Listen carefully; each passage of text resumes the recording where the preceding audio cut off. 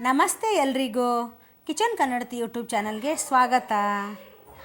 ಇವತ್ತು ನಾನು ಉಳಿದಿರೋ ಚಪಾತಿಯಿಂದ ಒಂದು ಸ್ಪೆಷಲ್ ಆಗಿರೋ ಡಿಶ್ ಮಾಡ್ತಿದ್ದೀನಿ.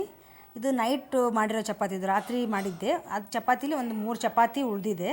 ಇದನ್ನು ಹಾಗೆ ತಿನ್ನೋಕ್ಕೆ ಬೇಜಾರು. ಹಾಗಾಗಿ ಇದೇನಾದರೂ ಸ್ಪೆಷಲ್ಲಾಗಿ ಮಾಡೋಣ ಅಂದ್ಬಿಟ್ಟು ಆ 3 ಚಪಾತಿನ ಅದೇ ಥರ ಸ್ವಲ್ಪ ರೋಲ್ ಮಾಡಬೇಕು. ಈಗ ಮಕ್ಕಳಿಗೆಲ್ಲ ರೋಲ್ ಮಾಡ್ಕೊಳಲ್ವ ತಿನ್ನೋಕ್ಕೆ, ಅದೇ ಥರ 3 ಒಟ್ಟಿಗೆ ಹಿಡ್ಕೊಂಡು, ಇವಾಗ 4 ಇದ್ದರೆ 4, 5 ಎಷ್ಟಿರುತ್ತೋ ಅಷ್ಟು ಸೇಮ್ ಅದೇ ಥರ ರೋಲ್ ಮಾಡಿಕೊಂಡು ಈ ಚಾಕುವಿಂದ ಸಣ್ಣದಾಗಿ ಕಟ್ ಮಾಡ್ಕೊಂಡು ಹೋಗ್ಬೇಕು. ಆದಷ್ಟು ಎಷ್ಟಾಗುತ್ತೋ ಅಷ್ಟು ಸಣ್ಣದಾಗಿ ಹೆಚ್ಕೋಬೇಕು.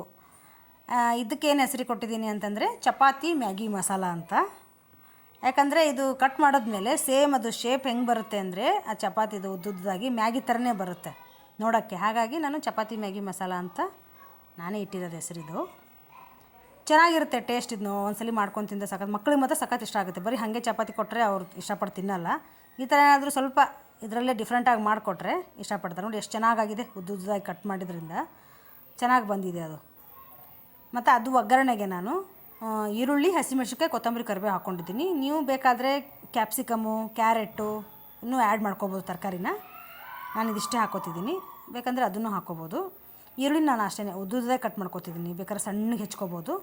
ನಾನು ಉದ್ದುದಾಗಿ ಚೆನ್ನಾಗಿರುತ್ತಲ್ಲ, ಅದು ಸ್ವಲ್ಪ ಎಣ್ಣೆಲಿ ಫ್ರೈ ಆದರೆ, ಇದು ಮ್ಯಾಗಿನೂ ಸ್ವಲ್ಪ ಚಪಾತಿನೂ ಸ್ವಲ್ಪ ಮ್ಯಾಗಿ ಥರ ಉದ್ದುದಾಗಿದೆ. ಹಾಗಾಗಿ ನಾನು ಈರುಳ್ಳಿನೂ ಹಾಗೆ ಕಟ್ ಮಾಡ್ಕೊಂಡಿದ್ದೀನಿ.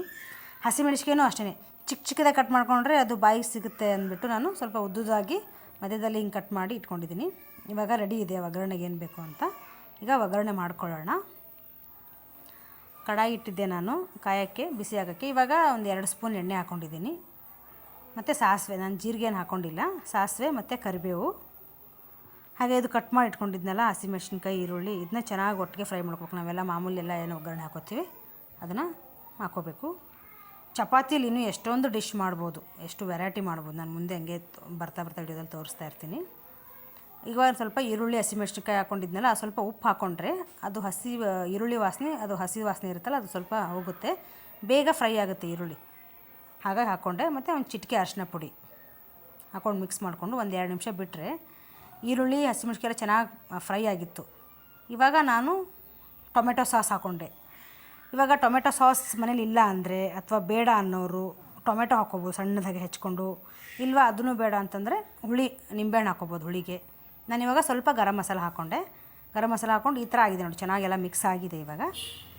ಇವಾಗ ಇನ್ಮೇಲೆ ನಾನೇನು ಮಾಡ್ತೀನಿ ಅಂದರೆ ಚಪಾತಿ ಹಾಕ್ಕೊಳ್ತೀನಿ, ಕಟ್ ಮಾಡ್ಕೊಂಡಿದ್ನಲ್ಲ.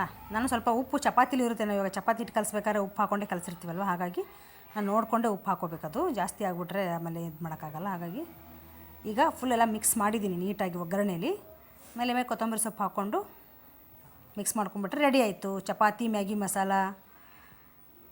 ತಿನ್ನೋಕ್ಕೆ ತುಂಬ ಚೆನ್ನಾಗಿರುತ್ತೆ. ಮಕ್ಕಳಿಗೆ ಅಲ್ಲಿ ದೊಡ್ಡ ಯಾರಾದರೂ ತಿನ್ಬೋದು, ಆದರೆ ಎಸ್ಪೆಷಲಿ ಮಕ್ಕಳಿಗೆ ಏನಾದ್ರು ಡಿಫ್ರೆಂಟಾಗಿ ಮಾಡಿಕೊಟ್ರೆ ತುಂಬ ಇಷ್ಟಪಟ್ಟು ತಿಂತಾರೆ.